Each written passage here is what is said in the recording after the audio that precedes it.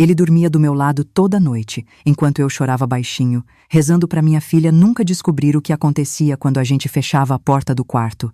Mas o destino, minha gente, ele é irônico. No fim, foi ela quem me traiu do jeito mais cruel que existe. Olá, meu nome é Lúcia, tenho 75 anos hoje, e vou contar uma história que eu nunca pensei que teria coragem de dividir. Antes de começar, queria te pedir um favorzinho, você que está me ouvindo agora.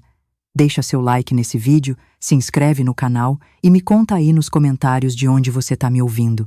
Isso me ajuda demais a continuar trazendo minhas histórias para vocês. Essa história começa lá em 1969, quando eu tinha 34 anos. Pode parecer estranho para vocês hoje, mas naquela época, uma mulher de 34 já era vista como quase velha, sabe? Principalmente se fosse mãe de uma adolescente, que nem eu. Minha filha Juliana tinha 14 anos, uma menina linda, sabe? Inteligente, com um futuro brilhante pela frente. Ela tinha os mesmos olhos castanhos que os meus. Mas o sorriso... o sorriso era do pai dela, o Roberto. Um sorriso que com os anos eu aprendi a temer. A gente morava numa cidadezinha do interior de Minas Gerais, daquelas que todo mundo se conhece, sabe? Onde os segredos são guardados por trás de sorrisos educados na missa de domingo. Por fora, éramos a família de comercial de margarina. O Roberto era respeitado, trabalhava no banco da cidade, sempre de terno e gravata. Eu cuidava da casa e fazia uns bicos de costura para as dondocas da cidade. A Juliana era uma das melhores alunas da escola, tocava piano na igreja, namorava o filho do farmacêutico, um bom rapaz que os pais adoravam. Mas dentro de casa, dentro de casa, a história era outra, completamente diferente. O Roberto começou a beber logo no primeiro ano de casados. No começo, era só no fim de semana. Depois, virou quase todo dia. Ele chegava em casa com aquele cheiro de cachaça, os olhos vermelhos, a gravata frouxa.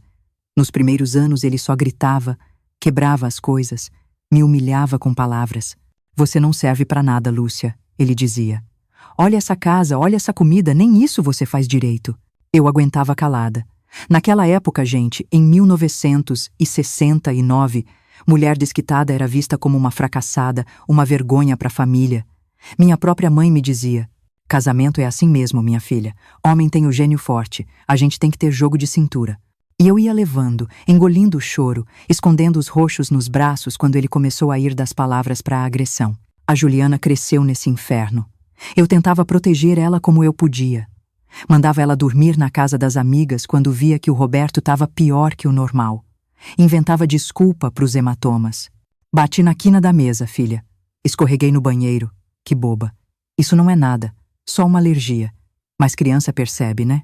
Mesmo sem entender tudo, ela sabia que tinha alguma coisa muito errada. A situação foi piorando aos pouquinhos, que nem água fervendo devagar. Vocês sabem como é, né? Você bota o sapo na panela com água fria e vai esquentando. Ele nem percebe que tá morrendo, até ser tarde demais. Foi assim comigo, por quase 15 anos.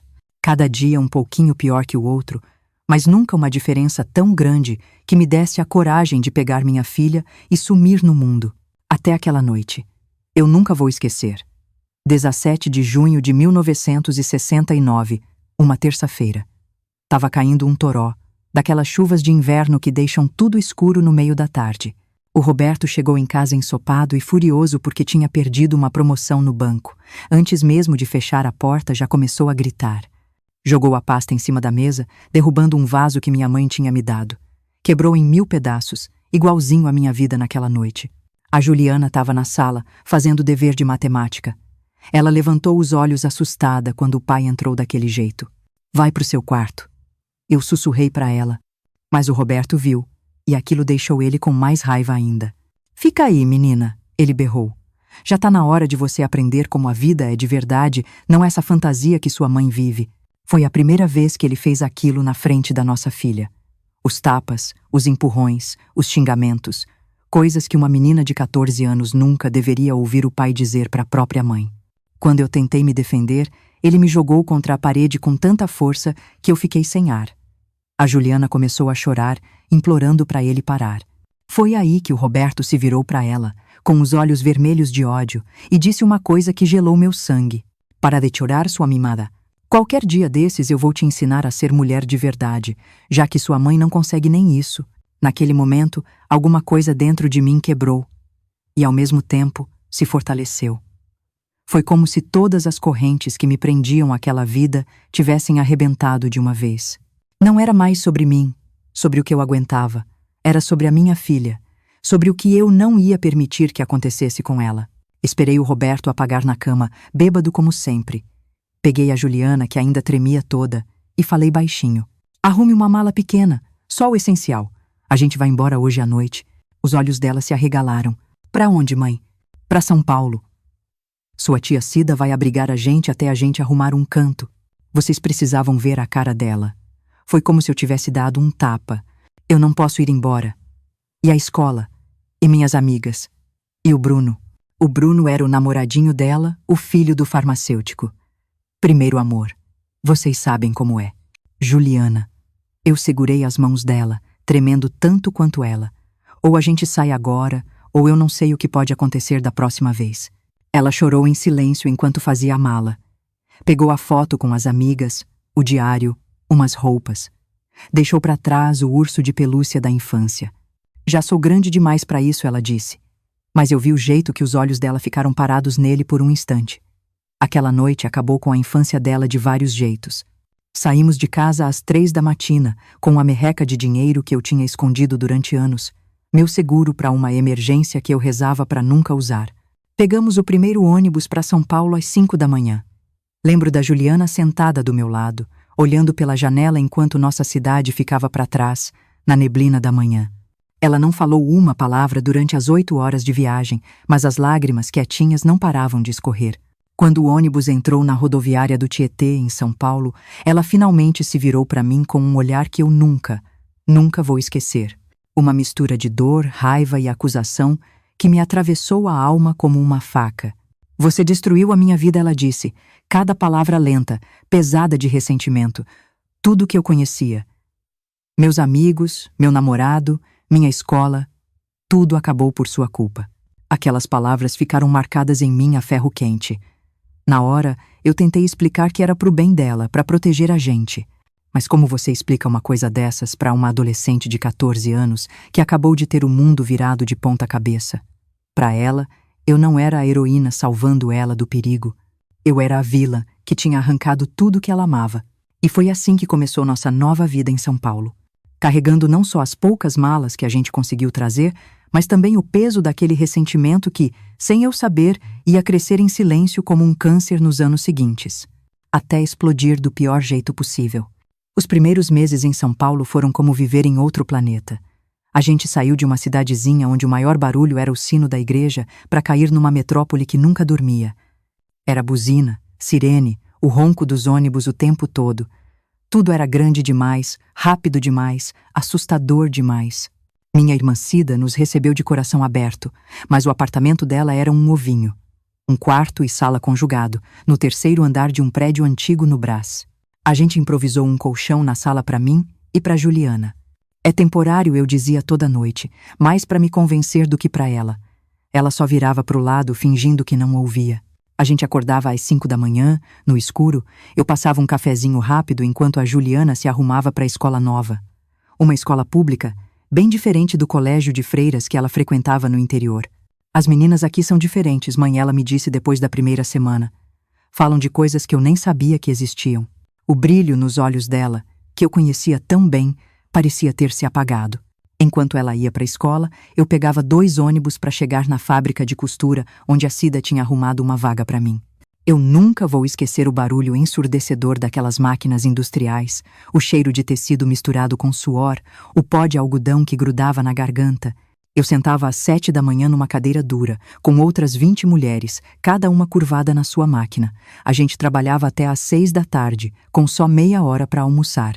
Minhas mãos, que antes costuravam vestidos delicados, agora emendavam centenas de peças iguais todo santo dia. Os dedos sangravam de vez em quando a agulha escapava. A gente não tinha nem tempo de choramingar. O supervisor ficava de olho no relógio, contando as peças. Mais rápido, Lúcia, ele dizia. Tem fila de gente querendo o seu lugar. O salário era uma miséria, mas somando com a ajudinha da Cida, a gente conseguia sobreviver. Aos poucos, juntei um dinheirinho e aluguei um quarto de fundos numa casa de família no Belenzinho. Era apertado, com um banheiro minúsculo, mas era nosso. O primeiro lugar que a gente podia chamar de lar. A Juliana continuava distante. Ela fazia o que eu pedia, sabe?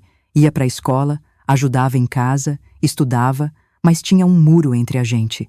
Às vezes, perto do aniversário dela ou no Natal, eu pegava ela chorando baixinho, olhando a única foto que trouxe das amigas. São só lembranças, filha, eu dizia, tentando consolar. A gente tem que olhar para frente. Que futuro? Ela respondeu uma vez, com um olhar duro de quem cresceu rápido demais. Ficar costurando até os dedos caírem, que nem você. Aquilo doeu mais que qualquer tapa do Roberto. Porque no fundo, tinha uma verdade ali que eu não podia negar. Que futuro eu estava oferecendo para minha filha? Uma vida de aperto, de trabalho duro, longe de tudo que ela amava. Os meses viraram anos. 1970, 1971. O tempo passava sem dó. A Juliana crescia, virava mulher. Aos 17, estava terminando o colégio, trabalhando meio período numa papelaria ali perto. Tinha feito umas amigas, se virava bem na cidade grande. Mas aquele ressentimento. Aquele nunca sumiu de verdade. Só ficou mais quieto, mais calculado. Foi lá para meados de 1972 que as coisas começaram a mudar. Depois de 3 anos naquela relação, fui promovida a supervisora na fábrica. O salário melhorou um pouco, o trabalho também. Eu não precisava mais costurar 10 horas por dia. Agora, eu coordenava as outras costureiras. Foi aí que eu conheci o Marcos. Ele tinha acabado de ser contratado como gerente administrativo. Um homem de uns 40 anos, viúvo, sem filhos. Sempre impecável, educado, com um jeito calmo de falar que me lembrava o Roberto do comecinho, antes da bebida virar aquele monstro. Marcos começou a passar mais tempo lá na produção, sempre com uma desculpa para falar comigo. Dona Lúcia, precisamos ver esses números. Dona Lúcia, a senhora pode me ajudar com esse relatório? As outras mulheres da fábrica logo sacaram e começaram com as brincadeiras. Olha lá, Lúcia, o patrão não tira o olho de você. Eu ficava vermelha, desconversava. Aos 37 anos, depois de tudo, romance era a última coisa na minha cabeça. E tinha a Juliana, né? Mesmo assim, quando o Marcos me chamou para tomar um café depois do expediente, eu não consegui dizer não. Foi só um cafezinho inocente na lanchonete da frente. A gente falou de trabalho, da vida em São Paulo. Ele me contou que era do interior do Paraná, que veio para cá depois que a esposa morreu de pneumonia. Sei como é recomeçar do zero, ele disse. A gente acha que não vai dar conta, mas um dia a gente acorda e sobreviveu a mais um dia, e depois outro e outro. Alguma coisa naquelas palavras me tocou de um jeito que eu não sentia há muito, muito tempo. Era como se, pela primeira vez em anos, alguém me enxergasse de verdade. Não a costureira, a mãe solteira, a mulher que fugiu do marido, mas a Lúcia. Só a Lúcia. Os cafezinhos viraram rotina. Depois vieram almoços de domingo, passeios no parque. O Marcos era gentil, atencioso, paciente. Nunca levantou a voz, nunca me fez sentir inferior. Trazia presentinhos, um livro, um chocolate, uma flor. Gestos simples que foram reconstruindo a confiança que o Roberto tinha feito em pedaços. Contei para Juliana sobre o Marcos depois de uns 2 meses. Ela me olhou por um tempo, com uma cara que eu não soube decifrar. Você gosta mesmo dele, mãe? Ela perguntou. Gosto, respondi, sentindo o rosto esquentar. Ele me faz bem. Ela deu de ombros. Só toma cuidado. Homem é tudo igual no final das contas. Aquela resposta me preocupou. Tão cínica para uma menina tão nova. Percebi que as feridas do Roberto não eram só minhas. A Juliana também carregava cicatrizes. O Marcos pediu para conhecer ela. Eu preparei um jantarzinho simples no nosso quarto. Ele chegou na hora, trazendo um bolo de chocolate e um livro de poesia para Juliana. O jantar foi esquisito. Marcos se esforçou, perguntou da escola, dos planos dela. Juliana respondia na educação, mas com frases curtas, monossilábicas. Tinha uma tensão no ar, sabe? No fim da noite, quando Marcos foi embora, ele beijou minha mão. Eu vi os olhos da Juliana acompanhando cada gesto, como se estivesse estudando um inimigo. Ele parece legal, ela disse depois, num tom que não combinava com as palavras. Você mal falou, como elle respondi. Não preciso falar muito para saber o tipo de homem que ele é. Eles são todos uns amores no começo, né? O pai também era, pelo que você conta. Aquilo me deixou sem resposta. Ela estava certa. O Roberto também tinha sido um príncipe. A dúvida bateu no meu coração. Será que eu estava cometendo o mesmo erro? Mas o Marcos era diferente. Eu sentia. Nos 3 meses seguintes, ele provou isso de todo jeito. Respeitava meu espaço, meu tempo. Quando ele me pediu em namoro, foi como se um raiozinho de sol entrasse na nossa vida. Em casa, porém, a coisa ficava mais tensa. A Juliana, agora com 17 anos, parecia odiar cada minuto que eu passava com o Marcos. Inventava desculpa para eu cancelar nossos encontros. Criava pequenas emergências. Você não tá vendo o que tá acontecendo? Ela disse uma noite.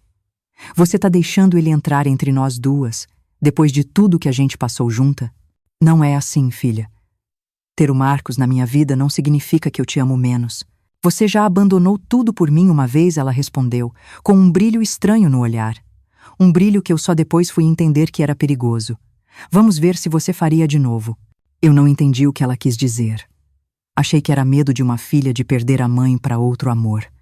Se eu tivesse escutado de verdade, talvez eu tivesse evitado a tempestade que estava vindo.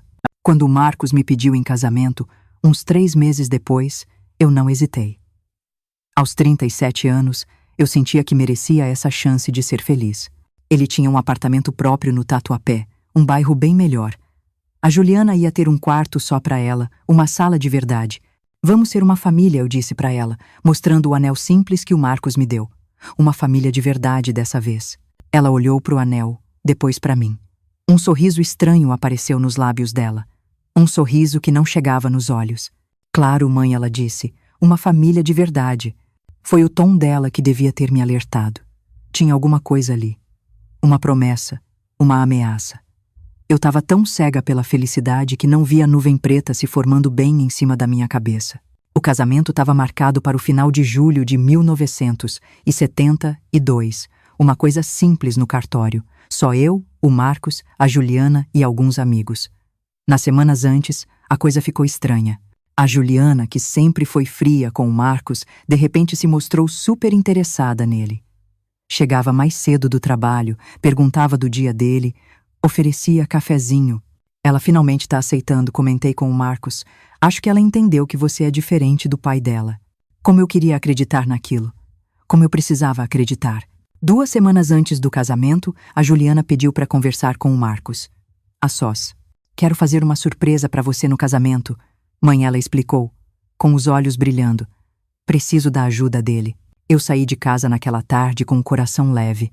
Fui até o centro, peguei um retalho de renda linda para o vestido que eu mesma estava costurando.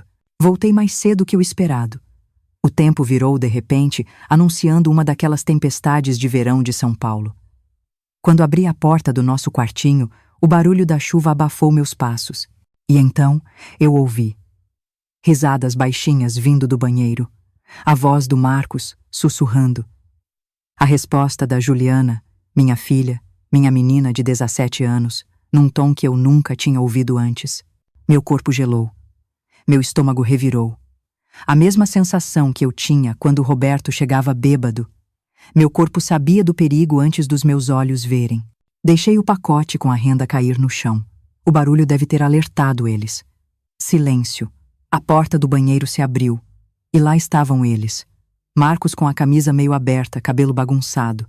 Juliana com o batom borrado, as alças da blusa caídas. O ar pesado de culpa. Eu não gritei. Não chorei. Uma calma esquisita tomou conta de mim. A mesma calma da noite em que decidi fugir. Mãe, a Juliana começou, mas a voz dela morreu quando viu meu rosto. Não tinha desespero. Só uma certeza fria.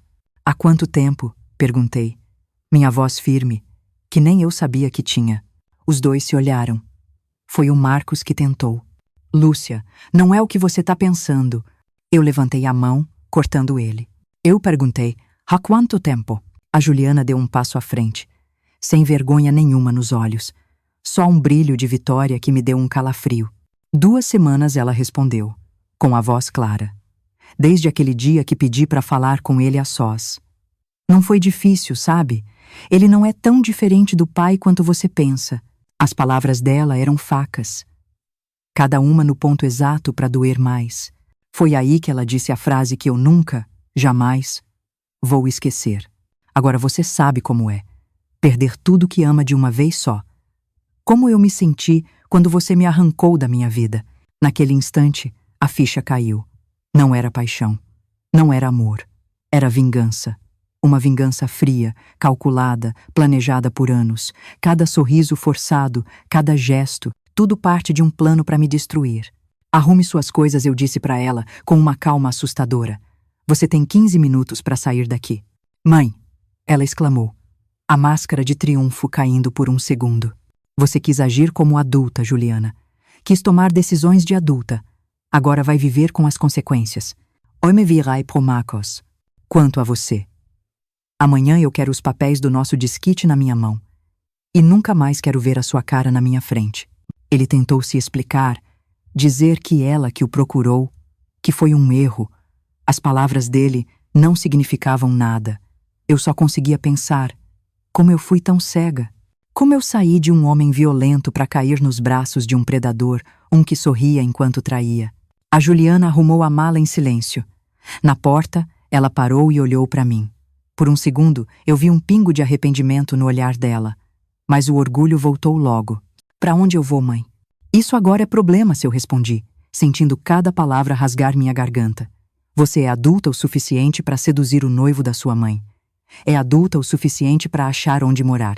Ela saiu na chuva, que caía forte. O Marcos tentou ir atrás. Eu bloqueei a porta. Se você sair por essa porta atrás dela, nunca mais volte. Ele hesitou. E então ele pegou o paletó e saiu também. Fiquei sozinha naquele quarto pequeno, com o pacote de renda no chão. Só então, quando não tinha mais ninguém para ver, eu desabei. Chorei. Chorei até não ter mais lágrimas. Até meu corpo todo doer de tanto soluçar. Na manhã seguinte, com os olhos inchados, eu tomei 2 decisões. A primeira foi procurar um advogado. A Juliana tinha 17 anos, era menor de idade. O que o Marcos fez não era só traição, era crime, corrupção de menores.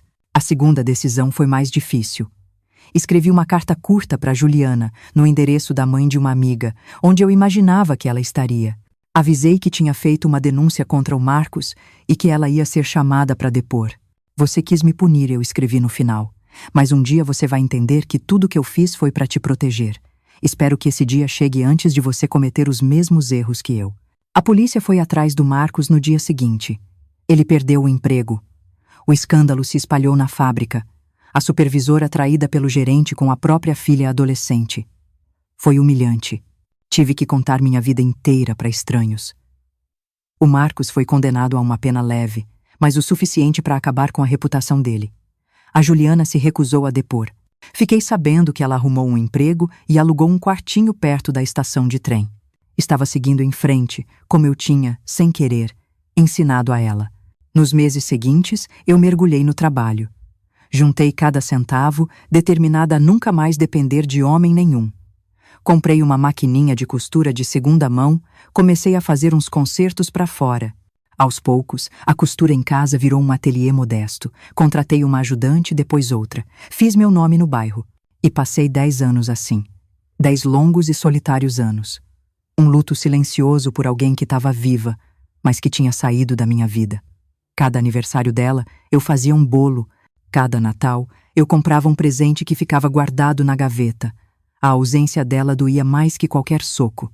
Até que, num dia chuvoso de 1982, exatamente como naquele dia 10 anos antes, alguém bateu na porta do meu ateliê depois do horário.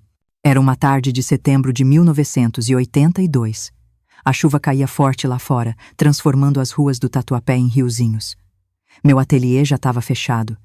Eu estava arrumando os retalhos quando ouvi as batidas na porta.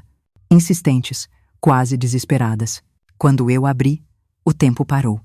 Ali, encharcada, com um bebê enrolado num casaco, estava a Juliana. Minha filha. 10 anos mais velha, o rosto mais magro, com um cansaço que não combinava com os 27 anos dela. Mas era ela. O bebê começou a chorar, um chorinho fraco. Foi esse som que me tirou do transe. Entra, eu disse, dando um passo pro lado. Você tá ensopada. Ela entrou devagar, olhando tudo ao redor. Você conseguiu. Ela disse baixinho. seu próprio negócio. Foi aí que eu reparei nos detalhes. O roxo amarelado no canto do olho dela, o lábio cortado, o jeito que ela se encolhia, como se esperasse um golpe. O mesmo jeito que eu ficava, perto do Roberto. Sem dizer nada, eu peguei o bebê dos braços dela. Era uma menina. Não devia ter mais que uns meses, com as bochechas vermelhas de febre. Vai tomar um banho quente, eu indiquei o meu pequeno apartamento nos fundos. Tem toalha limpa no armário.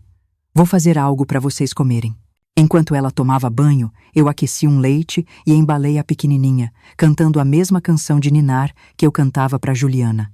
Ela se acalmou na hora. Tinha os mesmos olhos da mãe. Os mesmos olhos que eu via no espelho todo dia.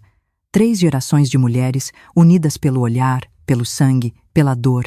Quando a Juliana voltou, vestindo uma camisola minha que ficou enorme nela, a bebê já dormia no meu colo. «Como ela se chama?» perguntei. «Clara», ela respondeu, quase num sussurro. «Clara Lúcia». Meu coração apertou. Apesar de tudo, ela não tinha me apagado. Ela comeu em silêncio. Só quando terminou, finalmente falou o que veio dizer. «Mãe». A voz dela embargada. Agora eu entendo. 3 palavras. 3 palavras que carregavam o peso de uma década de dor e arrependimento. Entendo por que você fugiu com a gente. Entendo o que você sacrificou. Entendo o quanto eu te machuquei. A história que ela me contou era dolorosamente familiar. Tinha conhecido um homem, o Carlos. No começo, um príncipe. Casaram rápido.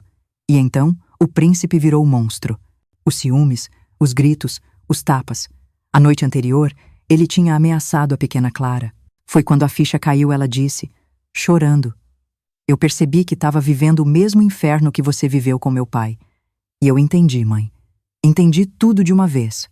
Ela contou como esperou ele dormir, pegou a bebê e saiu no meio da noite, sem rumo, até que os pés a levaram para o endereço do meu ateliê. Um endereço que ela guardou por 10 anos, recortado de um anúncio de jornal. Eu passava na frente, às vezes ela confessou. Só para ver se você estava bem. Nunca tive coragem de entrar. A vergonha era grande demais. Naquela noite, a Juliana e a Clara dormiram na minha cama. E eu, no chão do lado, mal consegui fechar os olhos. Na manhã seguinte, a gente começou a juntar os cacos. Não foi fácil. Tinham feridas profundas. Mas a gente tinha a Clara. Inocente, perfeita. Um recomeço. Por ela, a gente decidiu tentar. O Carlos apareceu no ateliê uma vez, bêbado, gritando. As clientes se esconderam assustadas. Eu peguei o telefone calmamente e disquei para a polícia na frente dele. Minha filha tem uma medida protetiva contra esse homem, eu falei, olhando bem nos olhos dele. Ele amarelou, saiu correndo e nunca mais voltou. Aos poucos, uma nova rotina nasceu. A Juliana começou a me ajudar no ateliê e descobriu que tinha o mesmo dom que eu para costura. Em 1983, a gente alugou um lugar maior. Não era mais só um ateliê de concertos. A gente fazia vestidos, ternos, até vestido de noiva. Foi a Juliana que sugeriu o nome para a placa. Lúcia, Juliana, Moda e Ateliê. A primeira vez que eu vi nossos nomes juntos ali, lado a lado... Nossa, que emoção! Em 1985, a gente conseguiu comprar o prédio. Nosso, de verdade. Um dia, arrumando o estoque, a Juliana achou uma caixa antiga. Dentro, dobrado com cuidado, estava aquele pedaço de renda que eu comprei no dia da traição. Você guardou isso, mãe? Ela perguntou. Guardei muitas coisas, respondi.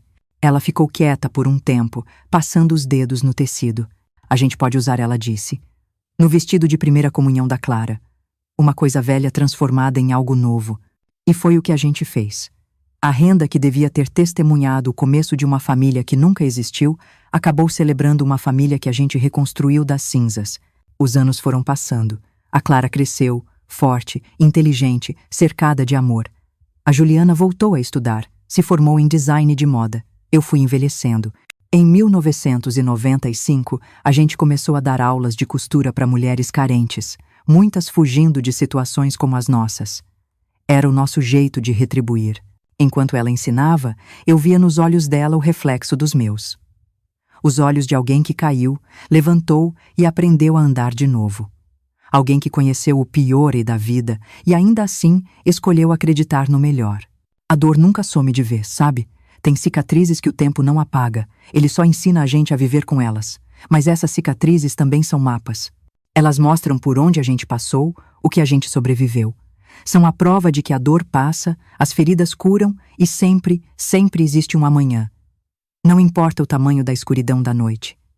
E agora, em 2025, olhando para trás, para aquela mãe de 34 anos que fugiu com a filha na chuva, para aquela mulher de 37 que enfrentou a pior traição que existe, para aquela avó de 47 que abriu a porta para um recomeço, eu vejo que valeu a pena, cada lágrima, cada sacrifício, porque hoje, aos 75 anos, eu tenho o que muita gente não consegue: uma segunda chance. Uma filha que entendeu, perdoou e foi perdoada. Uma neta que cresceu cheia de amor, hoje uma advogada que defende outras mulheres. E um legado de força, que vai continuar muito depois de eu ir embora. Se você está me ouvindo e se identificou com a minha história, eu quero que você saiba de uma coisa. Tem esperança para você também. Tem um amanhã te esperando. Porque se tem uma coisa que eu aprendi nesses 75 anos, é que a gente é muito mais forte do que imagina. Quando olho para as minhas mãos hoje, eu vejo o mapa da minha vida. As cicatrizes das agulhas, as manchas da idade. Mãos que embalaram uma filha e uma neta. Mãos que costuraram não só tecidos, mas os retalhos de uma vida despedaçada. Os anos 2000 vieram com um monte de novidade. A Clara, já formada em Direito, insistiu que a gente precisava ter um site. Vó, vocês precisam mostrar o trabalho de vocês para mais gente, ela dizia. Eu, que cresci ouvindo radionovela, achava aquilo a coisa mais esquisita do mundo. Em 2002, ela criou o site. A história por trás das costuras. E aí, minha gente, começaram a chegar os e-mails. Mulheres do Brasil inteiro escrevendo, se inspirando na nossa história. Mulheres em situações de violência, buscando coragem. Mãe, a Juliana me disse uma noite: acho que a gente precisa fazer mais do que só roupa. Foi assim que, aos 67 anos, eu comecei uma nova vida. A gente transformou parte do ateliê num espaço de apoio. O projeto Recomeço. A gente dava cursos de costura, a Clara dava orientação jurídica, a Juliana se revelou uma professora maravilhosa. Quando você transforma um pedaço de pano em algo bonito, você percebe que também pode transformar sua própria vida, ela sempre dizia para as alunas. Eu ficava nos bastidores. Mas às vezes, a Juliana me chamava. Mãe, conta sua história para ela. E eu contava. A verdade crua, o medo, a dor, a traição. E a longa jornada para juntar os cacos. Vai doer, eu sempre dizia. Vai doer muito. Mas se você continuar, um passo de cada vez, um dia, você vai olhar para trás e mal vai se reconhecer. Em 2007, a Clara teve outra ideia. Vó, e se a gente gravasse vídeos? Você contando sua história. Eu resisti. Me expor daquele jeito parecia impossível. E se isso ajudar outras mulheres, mãe? A Juliana perguntou. E se sua história der coragem para alguém que está passando pelo que a gente passou? Aquilo ficou na minha cabeça. E se? Gravamos o primeiro vídeo. Minhas mãos tremiam tanto. Mas eu fechei os olhos e falei com o coração. Contei tudo. Quando terminei, a Juliana estava chorando num canto, a Clara com os olhos marejados. Eu senti um alívio, como se tivesse tirado um peso das costas. O vídeo teve poucas visualizações, mas um comentário me tocou fundo. Assisti isso no abrigo onde estou com meus filhos. Obrigada por me mostrar que existe um depois. Um depois. Era tudo o que eu queria dizer. Que depois da tempestade existe um depois. Continuamos gravando. Sem pretensão, mas uma pequena comunidade se formou. Em 2010 me convidaram para dar uma palestra, numa plateia cheia de especialistas. Não posso, eu disse. Não sou especialista em nada. Exatamente por isso que te querem, mãe, a Juliana insistiu.